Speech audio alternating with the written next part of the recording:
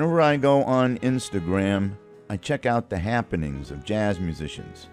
One of my favorites is Grammy Award-winning saxophonist Wayne Escoffery. This cat is always doing something or going somewhere. I just saw him spending time in Boston while also promoting his plans for future shows.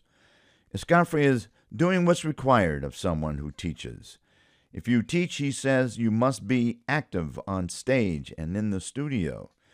To be an effective jazz educator, it's essential to be a practitioner of the art form, and Wayne Escoffery is just that. Hi, I'm Steve Browngen, and you're listening to Strictly Jazz Sounds, your podcast for conversations about all things jazz. Wayne Escoffery is indeed a teacher, but he prefers to be known as a musician who teaches. He emphasizes the value of real-world experience in teaching, reflecting on his own journey and influences, including his valued time with jazz legends like Jackie McLean and Ron Carter. In this, the 21st episode, we get into topics such as the many challenges facing musicians today, the lack of business education in jazz programs, and the exploitation of artists by the industry. We also do a deep dive into his work with the Mingus Big Band and the Black Art Jazz Collective. Most importantly, we pick apart Wayne Escoffery's latest album. Escoffery is releasing his latest project, Alone, on Smoke Sessions Records. The album drops on August 30th. This album is a deviation from his standard approach as it delves into the emotional and more melancholy side of Wayne Escoffery. He does it with a stellar band that includes the maestro himself, Ron Carter, on bass. The strength of the band increases with the addition of Gerald Clayton on piano and Carl Allen on drums. Escoffery, admitting that it's melancholy in nature, injected his melodic melancholy over 4 incredible compositions, rearranging 3 tunes that fit snugly into his project's theme. While you can say this album is about the blues, the one true blues was written by maestro Ron Carter. Blues for DP, for jazz pianist Duke Pearson. The bottom line is Wayne Escoffery may have changed his tone, but his tenor sounds as great as ever in his latest release, Alone. The upside for this podcast, listeners, is that you get to hear 3 tracks that are Wayne Escoffery originals, 3 of the 4 tracks he penned for this album. Thanks to Smoke Sessions Records for use of the 3 tracks for this podcast. They are Moments with You, Alone, and The Ice Queen. Episode 21 opens with Moments with You. You can hear Alone about halfway through the conversation, and then the show closes with The Ice Queen. The conversation begins when Wayne Escoffery and I discuss the importance of real-world experience in teaching. You'll enjoy his thoughts about this topic, among others, regarding jazz artists getting ripped off by a recording industry that hardly pays anything to anyone anymore. Thanks for listening to Strictly Jazz Sounds. I'm Steve Browngen.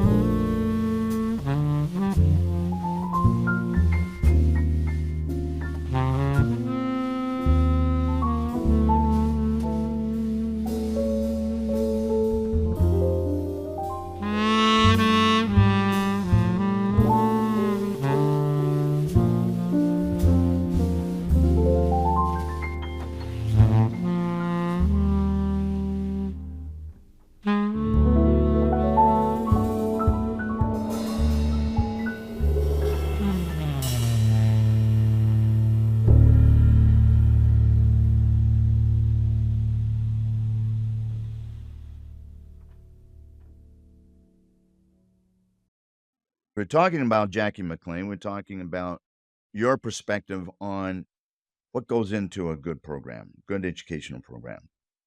Sure. Different people might have different answers. As I mentioned, because I came to the collegiate world and to jazz education through Jackie McLean, I have a pretty different perspective. I think what makes success is when a performer, an active performer, is at the helm. And this and in my opinion, this holds true for all forms of music, all forms of art. In my opinion, you have to have someone who is active in the field at the helm because they have a certain perspective. Even though I have a large resume as an educator, I don't consider myself an educator. I'm a performer.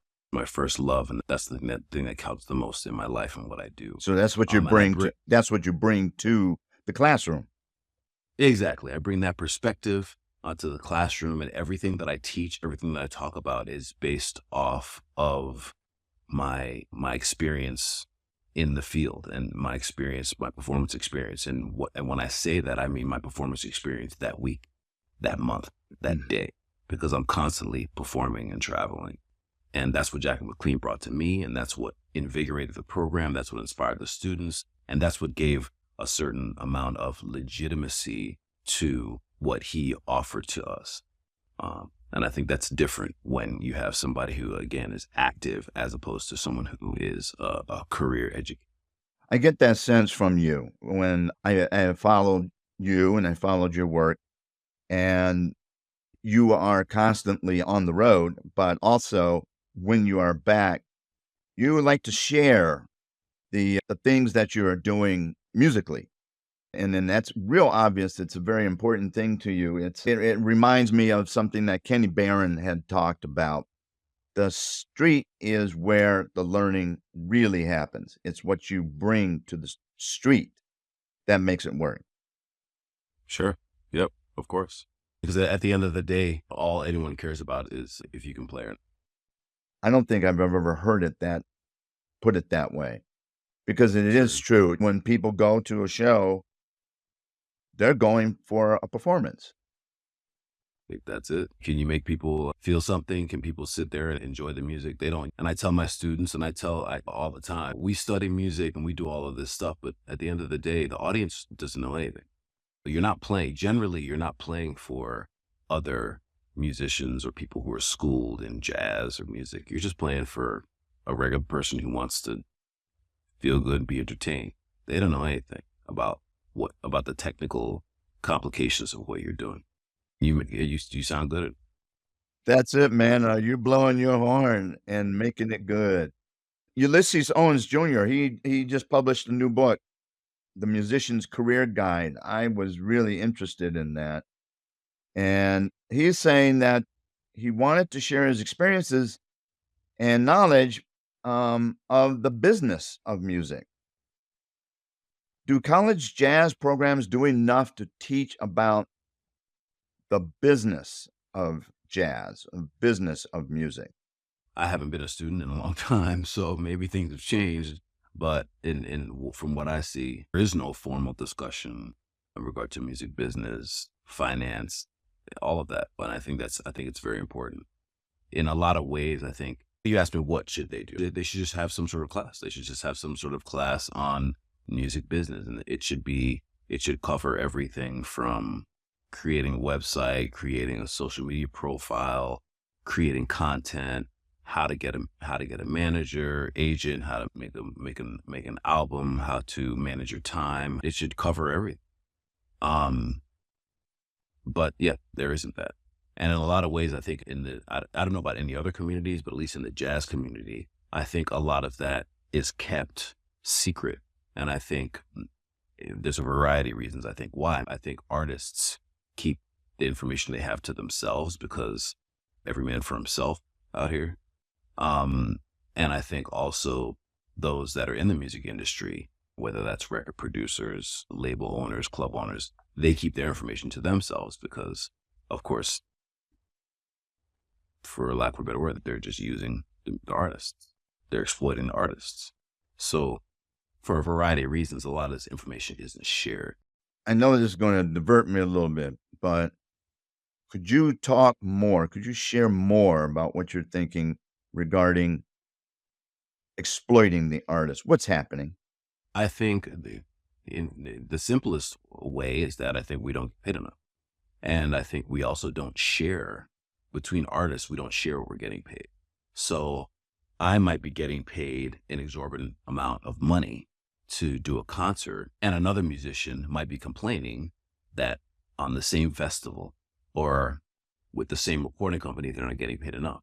I'm not going to say, oh, you're not getting paid enough. I'm getting paid this amount. You should be getting paid more. I'm never going to say that. Mhm. When I say I say we, are never, artists is never going to say that.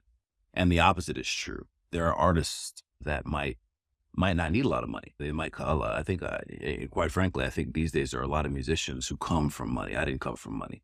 There's nothing wrong with that, but I'm just telling you facts. So there are a lot of musicians now that they come from money. So they're not like hard up for money. So they might do a festival, for example, a big festival, and they might, one of the ways they might get good placement on the festival is because they don't really require a lot of money. So they might say, just put me on this festival. Don't worry about the money. Pay me whatever. It's fine. Okay, so great. So they're on this big festival. Meanwhile, there are other guys who want to be on a festival, and they're requesting a certain amount of money. And the promoter might say, hey, I just got so-and-so, and I paid him a fraction of that. I'm not paying you all that.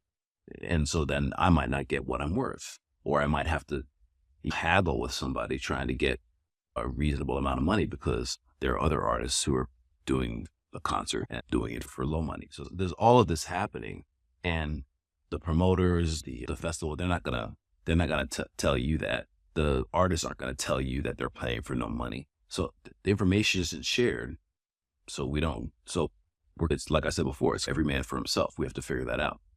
Now, what about the situation regarding your recordings and dealing with streaming services? Sure. How is that playing out right now? That's a lot of it, to be honest with you, I don't even pay attention to. But I definitely know that we're not getting paid any money for these services. When I say any money, it's not any money worth mentioning. If Taylor Swift is complaining about it, then you can imagine what we're getting. Yeah. What's the incentive in releasing CDs, and you, by the way, congratulations on your first vinyl. Thank you. It's right here, actually. Yeah, I see it. Looks great.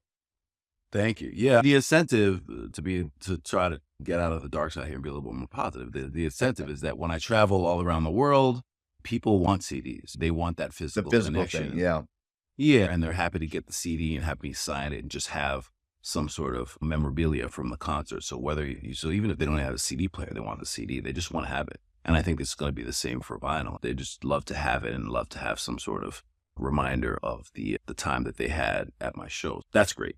It's tricky traveling with the CDs and all that, but people love to have them. So I'm happy to make CDs. And also, we're talking about the physical CD itself, but as far as recording, right, the art in itself, and that's an important part of the music. It's a whole nother set and a whole nother creative avenue. That's just an important part to do. It's Yuhan Su was here in Columbus not too long ago, and I have been working with a local organization, a Tribe for Jazz. It's a local nonprofit, and they brought Yuhan Su. And I know actually even a better one, Marta Sanchez they brought Marta here earlier this year, and boy, she just raked on her albums. Folks lined up like crazy and just could not wait to get there. I was really astounded by that. I did not think that that Marta or Yuhan would have the success that they did on their merchandise. Sure. As I said, people just want to have that connection, and they want to have a chance to say hello to these artists and have them sign something. It's nice. It's a good excuse to connect, really. Yeah, and they did. I could tell on their faces of the attendees, they were really excited just to have a conversation with the artist, which is true. Yeah. You're on the road a lot, as we've been talking about. What kind of impact does that make on your work at school, on teaching? And do you teach, particularly your private work? Do you teach on the road? I teach a little bit on the road, not that much, but I do. I think having that perspective coming back and having that perspective from traveling, I think is important. It's important having that perspective as far as what other musicians are doing and thinking around the world. That perspective as to what other people just socially and politically are thinking and doing, I think is important to bring back here. I think as artists, we're very fortunate to be able to travel all over the world on a regular basis. In 1 year, I'm in a number of countries every year, and there are very few people that have that opportunity to provide that perspective to have that perspective for themselves, and then again as an educator to provide that perspective to students. I think it's really a blessing. So it's very important. Sonny Rollins told me that he loved Japan and the Japanese love him. Have you spent a bit of time in Japan? I love Japan too. You did? Yeah, I'd been quite a bit. I'm a bit sad that I haven't been there really since before COVID. But before COVID, I was going to Japan quite often, like at least once a year. Oh, really? So I spent a lot of time there, and I actually really enjoy Japanese culture too. And they love jazz, and they yeah, I love it. The Europe is a real popular place for you. At least I as I said, I try to track you. I try to follow what you're doing, and you just got back from Europe. I got back about 2 weeks ago. Europe is your preferred place if you could live someplace else? I suppose so. I suppose so. Yeah. Not sure where. It's hard. It's hard for me to commit, but I definitely love going there. I love spending a lot of time there, and we're lucky on this earth, man. We can travel. We can be anywhere at any time. So we could literally go to another. We can go to Portugal. We can go to Spain. We can go to anywhere for really a few months and then come back and be here. I'm a citizen of the world. Yeah, it's such musicians as Dexter Gordon and Kenny Clark and Johnny Griffin and a bunch of others. They decided, I'm out of here, and they moved to Europe and said, sure, I'm done with the United States. Sure. And I completely understand that, and oftentimes I feel that same way. But again, we're in this age that we're in now, able to go back and forth even more frequently and easier than they were. Yeah. Where they had to really make a difficult decision to just leave, which I could make that decision too. We're actually in a fortunate position where we can actually keep going and we can go back and forth. It's a lot easier for us to do that.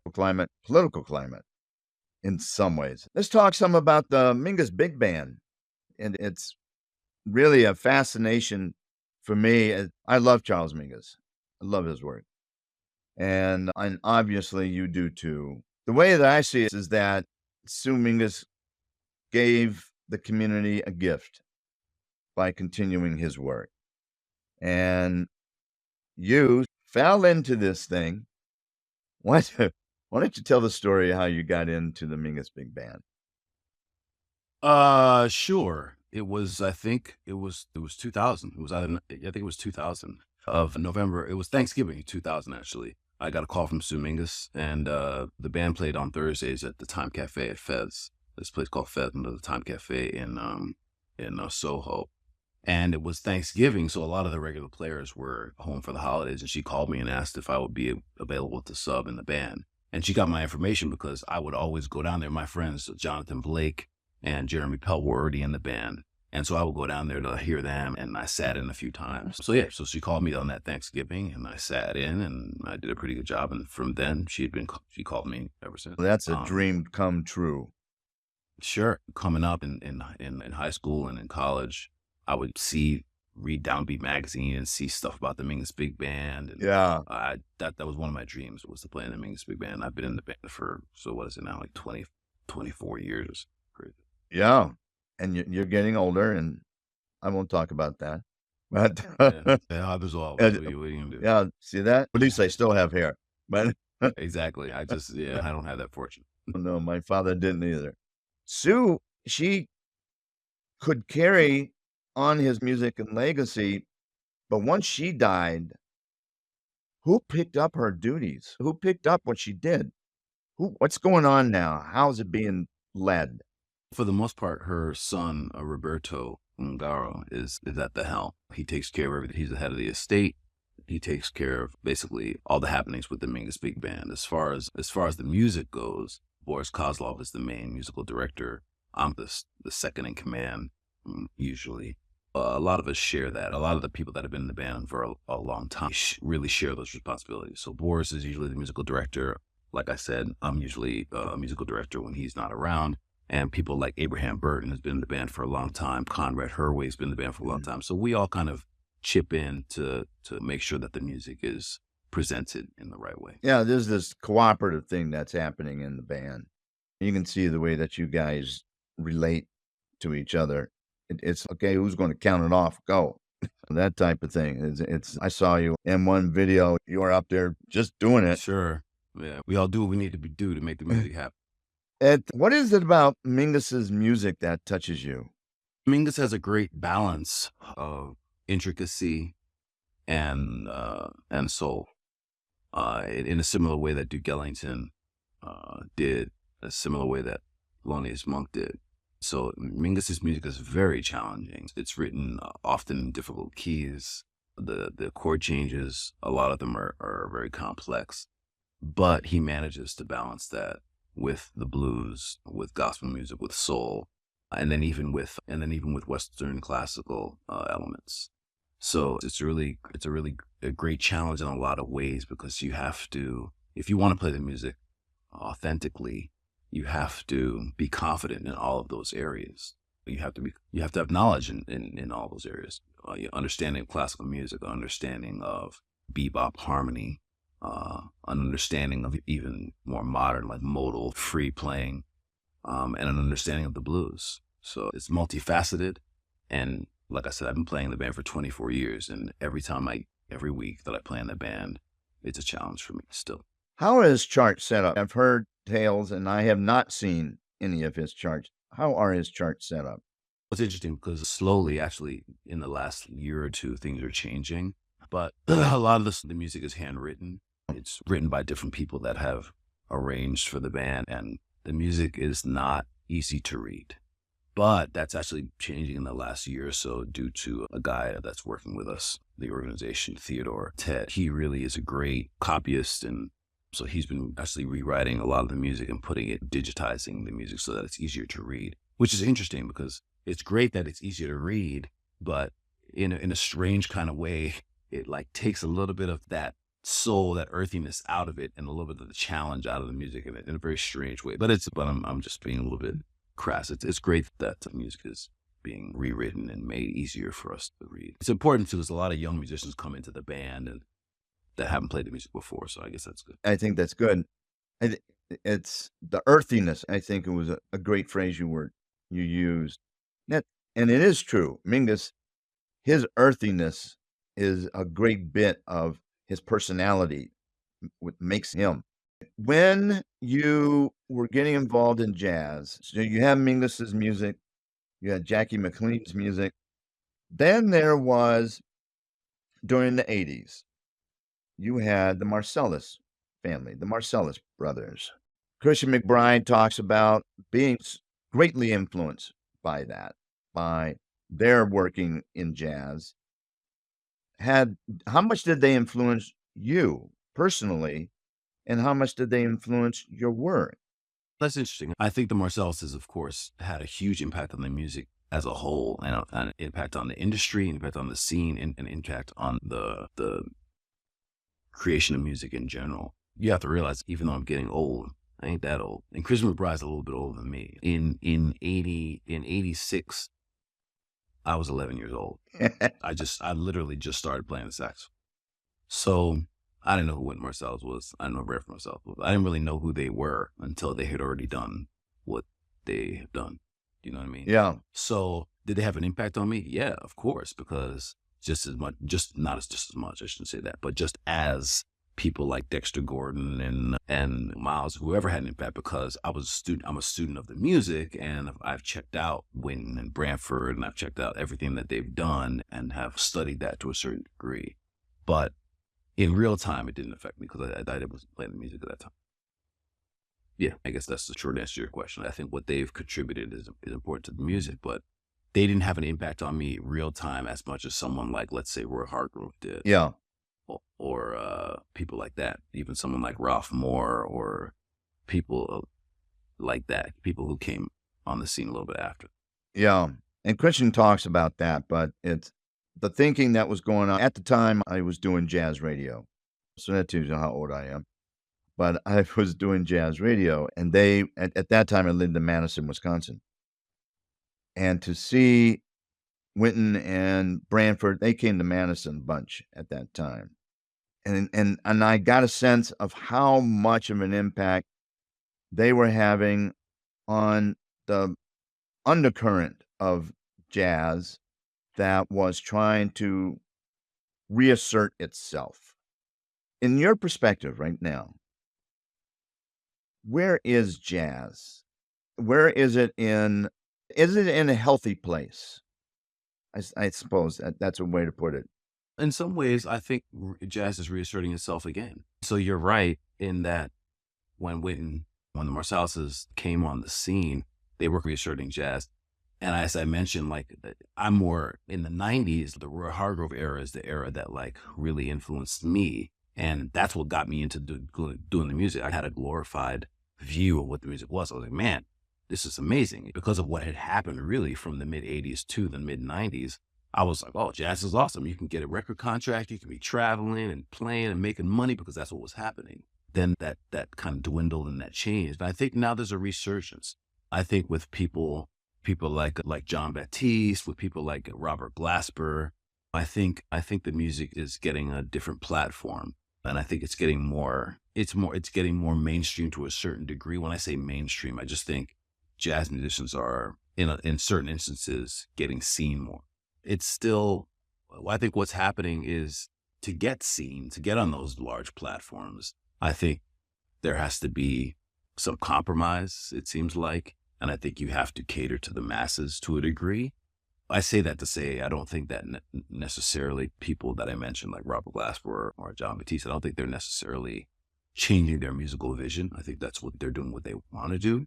But I think in order to have the platforms that they have, you do probably have to do things that are more appealing to the mainstream. And that's where it's a little bit tricky because it just, what I might do might not necessarily always appeal to the mainstream. Although this album that I have out now, I think will. That's the conundrum. I think there is accessibility, but you have to know how to get there.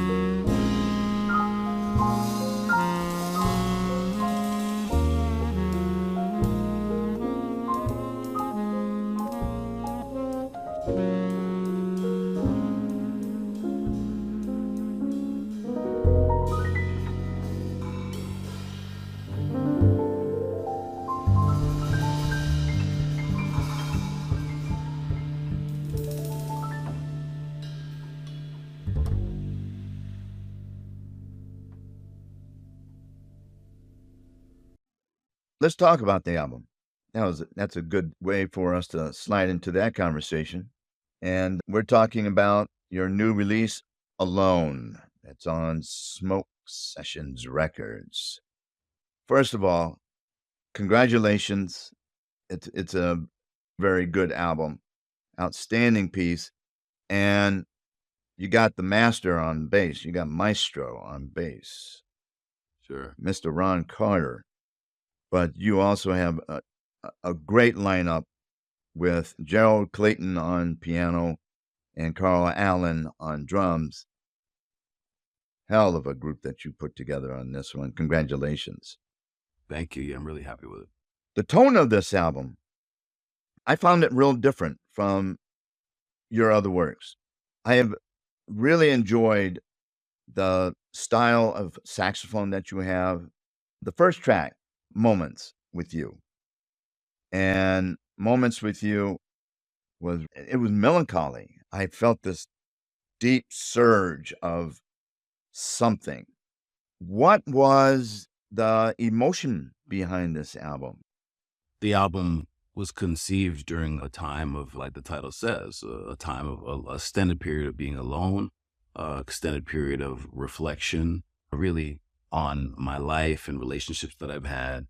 And actually during that time, I had injury on my hand, so I couldn't play for about a few months, which was hard. And so I was just dealing with a lot of just some difficult times, a lot of sadness, like I said, a lot of reflection. But at the end of the day, I think music is healing, and the process of even creating music was therapeutic for me. And yeah, I wrote a lot of this music during that time, and that's what you hear on the album. And I didn't shy away from.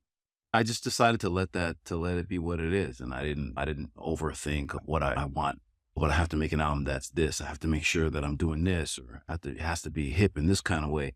I just decided not to think about any of that, and just to write and just to play and just what it is. And I think an important aspect of that is that as you mentioned, I had the maestro Ron Carter and Gerald Clayton and Carl Allen. All these musicians they're very accomplished, they're very mature and great listeners. So I really didn't have to say much about what my intention was, because first of all, I think the music, what I wrote and what I arranged spoke for itself. Absolutely. But I knew that when they heard what was there, they would know what to do. You went through a challenging time from your past marriage, your former marriage. Did that have something to do with that? Yeah, of course. Yeah. And the pandemic? The pandemic really didn't have anything to do with it, to be honest with you. It was, and also not just my marriage. I've been divorced for quite some time. So it was a lot of just more recent relationships that I had, me not being able to play, being by myself for a long time. I think a lot of people struggle with being alone. And I'm an only child, and I've been alone, raised by a single mother who works 3 jobs. She works a ton of jobs. I've spent a lot of my life alone. And I have mixed relationships with being alone. Sometimes I need to be alone and love being alone, and sometimes I hate it. It's just a lot of these things were wrapped up in going on during the conception of this. That the composition Moments with You, I was listening to I used to play tenor sax. And so I'm listening for things. And I couldn't figure out what it was, your tenor sound in Moments with You. And then it struck me, and I went into my library and I pulled out Harlem Nocturne by Sam the Man Taylor. You ever heard that album? I have not. No. Oh, dude, you have got to check that thing out. It is Oh, wow. deep soul. It is deep tenor soul Wow. from the 1950s. Okay. And Sam the Man Taylor was the man and had that bold tenor sound that was just brought it right out. And you were working with For sure. Yeah, thank you. that style of tenor sound. You were working with that. It's if my mother was alive, she would have loved your sound. Thank you. Thank you. And Alone continues the theme. Rapture was all of that. And then we get to the Ice Queen. What was that about? That's pretty, honestly, is pretty specifically directed or specifically inspired by one person in particular, a recent relationship that I had. And we won't name names. we won't name names, but interestingly enough, she referred to herself as the Ice Queen. So that should say all you need to know. You know, she was proud. She was a proud Ice Queen, and it is what it is. Yeah, I think that's it. They have this build up that comes about 2 minutes and 30 seconds into the piece. And it's really intense, and it's like you're declaring something. And then it drops down like you're explaining something, and it rolls out. That's what that piece does. I love that. I really enjoyed that composition quite a bit. Thank you. Thanks for listening to it and paying attention to all those details. I hope people get a chance to do that because I think there's a lot of special music on there. I certainly hope so too, because it's your work. It's you. Sure. That's what it's all about. It's you. And do you talk to your students just about that your music is you and how you present it? I do. I have a lecture course that I teach at Yale on jazz improvisation. And really, in my first class, I let the students know who I am, where I come from personally and artistically, why I play the music, and what the music means to me. And all of those things inform what I do. And I think it's important for students to understand, or for anyone to understand, what this music means to the people that perform it. Because when I studied with Jackie McLean, I knew what the music meant to me. And that's why how I present the music, how I present myself is so important, because I knew how important it was to him. So I do think it's important for people to really have some sort of perspective on the artist and on their relationship to the music and what it means to them. Blues for DP. Who's DP? DP is Duke Pearson, the pianist. Oh, no kidding. Yeah, that's Ron's composition that he wrote celebrating. Now I was, and actually before all this, I was going to ask, which ones did you write? Because I figured that Ron had something in there. Yeah, he wrote that too. Okay. And I tell you, who can argue with the blues? I mean, Ron has been a mentor of mine since college, and he's always supported me, and we've played together on a number of occasions. And I wanted to that song is a little bit out of the theme of the whole album, but I just wanted to, at the end, just give a little nod to Ron, and we just swing and just play some blues. Yeah, it fits in, man. The blues is the blues. And you were singing the blues in this whole album. Oh, there you go. That's what it comes down to. And by the way, great arrangements on The Shadow of Your Smile, Stella by Starlight, and Since I Fell for You. Really fabulous arrangements. And I think it makes the album very exciting. Congratulations on that album. Thank you. And I'll get an opportunity to share that with the listeners. Great. Yeah. Awesome. Tom Harrell, you spent a lot of years with him. He's a tremendous trumpet player, band leader, composer, and arranger. It's known that he struggled with mental health. That didn't seem to be a barrier for him when you worked with him. Can you talk about the issue of mental health and music, mental health and working in the music industry?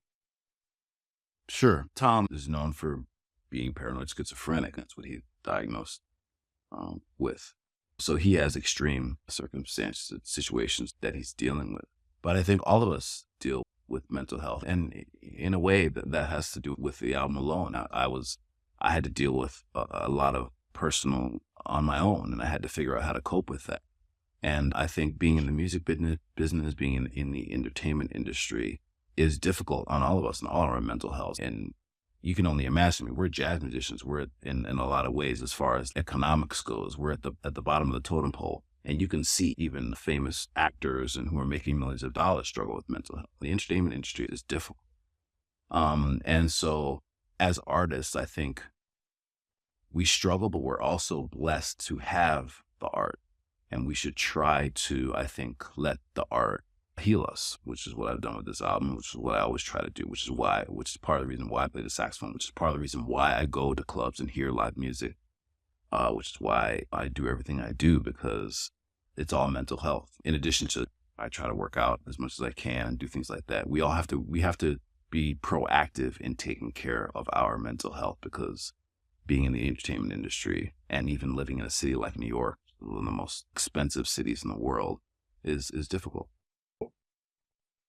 When you played with him, were there moments where it was such a struggle that Tom decided that he was going to do something different and you had to pick up a load? Was there any moment that it was so challenging? To be honest with you, no. Because like I said, Tom is a great example, because like I said, because he's dealing with more than most people ever have to do. Yeah. He's dealing with everything that I just said, plus he's paranoid schizophrenic. Right. And music is his medicine. He's constantly writing music. Writing music and performing is his antidote to everything. And so once we hit that bandstand, he's laser focused, man. That's his happy place. Yeah, that's a good way to put it. He's cool. There were times when we would be on the road and we would have a rigorous travel day, van rides, planes, delays, all this and all that, get to the gig, and we were all discombobulated and all stressed out and complaining. And Tom was like Buddha. You just get on the stage, count it off, and he's good to go. And ironically, on those difficult days, those were the days that Tom shined the most. Those are the days that he played the best. Because as anything that comes at him, he counteracts that with music. That's outstanding. So it is pretty amazing. It was very inspiring to witness that day to day and year after year. And it made a lot of us very few excuses. Of his own personal will to deal with his mental illness. And he found a way, obviously, to deal with that, not only by himself, but also with those of you who surrounded him, who were a part of his circle. You played a very large role in it. Another group that you've had a very big impact on is the Black Art Collective. Why don't you share about that group? So yeah, I founded Black Art Jazz Collective in 13, I think. I gave Jonathan Blake and Jeremy Pelt a call, and I said that I think we needed to put a group together celebrating Black culture, celebrating the origins of this music coming from the African diaspora, and getting together kind of artists of my generation to just write music and create together and pool our resources. So yeah, so we did that, and it's been a wonderful journey. We read a lot of great music, made great albums, and I must say that the reception that we get from audiences is just overwhelming. People love this band. And it's difficult because it's really just me just doing everything. It's a lot of work, and sometimes I'm very frustrated with, I don't really have much support in that regard. I don't have an agent, I don't have a manager, I don't have anything. So it's just me doing everything, and it's a bit exhausting. But once we get on the road and start playing, I realize how impactful, important the group is. People just love it. The group seemed like a fraternity. It seems like a fraternity to me. Is that how you perceive it? Yes and no. To be honest with you, I'm not really good with like cliques, fraternities, and groups. I've never been in a fraternity. I don't like groups. I don't like organized groups. I don't know. I just don't like it. But it's more of I would categorize it as more of a community. Art Blakey and the Jazz Messengers is. Once you're a messenger, you're always a messenger. And just as Lee Morgan and Wayne Shorter were messengers, Philip Harper is a messenger, Wynton Marsalis is a messenger, Robin Eubanks is a messenger. And it's this large community of artists who got an amazing experience based out of something, out of this African American tradition, and share that. The Ulysses Owens Jr. in another thing, I think it was on his podcast that he was talking about the necessity of creating more diversity in the bands with women musicians. And of course, Terry Lynn Carrington, heading up the Jazz and Gender Justice Institute at Berkeley, has talked a great deal about this. What are you doing? How do you perceive this as an important issue in particularly having those women as part of the bandstand and of the recordings? What's important to me is that there isn't discrimination in anything, in the arts, there's discrimination in distribution of access and things of that nature. So I think what's paramount is just artistic ability. If you, like I said before, you can either play or you can't. And I think that's should be the deciding factor. And I think it's important that we're not denying anyone access, and that everyone has equal means. Everyone has access to instruments. Everyone has access to education, and everyone has exposure. I think if those things are more equally balanced, I think the strongest artists and musicians will prevail. So as a band leader, it is critical to pay attention to that issue. Sure. I think of it a little bit differently. I haven't really thought about those kind of things in my upbringing. So, for example, Rini Raz is an amazing pianist and has always been a big influence on me. Why am I drawing a blank? Wallace Roney's wife. Jerry Allen. Yeah, Jerry Allen has been a big influence. Her music She has was been a big amazing. influence on Yeah. me. Patrice Rushen has been a big influence on me. Terry Lynn Carrington, who you mentioned, has been a big influence on me. I've always loved her music. I work with Helen Sung on a regular basis. Last night with the Mingus Band, Arena Teracuba, she sounds really great. Oh, Arena's fabulous. Yeah. Yeah, Lauren Seving is a great friend of mine and plays the heck out of the baritone saxophone. These are all musicians who I work with, who I call upon to make music with, and I call upon them because they're awesome, not because they're women and I feel like I need to include a woman. Just as much as I play with Dave Kokoski, not because I think I need to try to have white representation. I don't call Dave Kokoski because he's white. I call him because he's one of the greatest piano players on the planet. And that's how I go about things. So if you can play, then you're here and you're there. If you can't play, you're not. And unfortunately, if you're a woman and you can play, then I'm going to call you. If you're a woman and you can't play, I'm not calling you. Just as if you're a man and you can't play, I'm not calling you. That's how it works. The Black Art Jazz Collective, it's really about fostering pride in Black American music. Isn't that true? That's really what it comes down to it. I'm sorry, pride in American music? I'm sorry. Fostering pride in Black American music, which is also what Robert Glasper is doing through his music. You guys come together, you and Robert, have you worked together before? No, you know what? We came up together. We actually were both in Jeremy Pelt's band a long time ago, and we played together when he first came on the scene. But we haven't collaborated in recent years, and that's something that I would love to do. Now, you gave a TED talk. Why don't you give a very brief talk about your perspective on this, as if it was a TED-like talk? On a perspective on what in particular? On fostering pride in Black American music. And you gave a really nice one. It was at Barnard College. Just let my listeners know. Yeah, I don't even remember what I said. But look, this music comes from the African American tradition. And I think it's important for not just for young, I think one of the things I was talking about and one of the things I think is that it's important for young Black Americans to understand that jazz is their art form and that it comes and that jazz is very much related to hip hop music or whatever music it is that they love. That's what really birthed all of these things that are happening right now.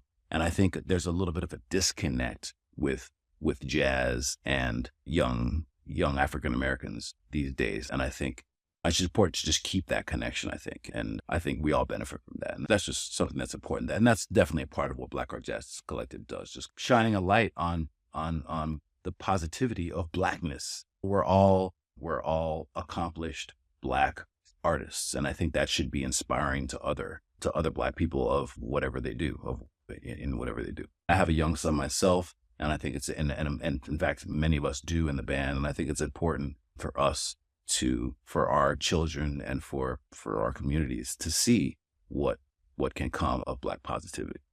I'm going to begin to wrap this up, but if you could talk a little bit about Jazz Reach. Jazz Reach is a program that you've been involved with. Sure. Jazz Reach was founded by a good friend of mine, Hans Schumann. And yeah, we just form multimedia concerts all over the country in different areas of jazz. And we present these concerts to young audiences all over the country. And I think it's a beautiful way of introducing the music to students. And it's just a lot of fun. There's a group, artists in residence, that's the Meta Quintet. That's an amazing group of accomplished musicians, which I'm a part of quite often. And it gives a very intimate perspective and very informative perspective on what the music is and how exciting and fun it can be. I think that's one way that I introduce music to a young audience. The flute meditation piece, Horizon YouTube Meditation, you recorded and later you posted it on YouTube, obviously, because it's YouTube. How did this come about? It's a absolutely beautiful piece, and I did meditate on it. Oh, that's funny. Honestly, that was just one random day that I just decided to do something. I did that during the pandemic. I couldn't play much. I was playing a lot of flute. I just played a little bit, just having a little fun. I didn't even think anyone would see it. You saw it. I saw it, and I did spend some time with it. It's good. It was really good. Great, thank you. Do you still practice Buddhist meditation?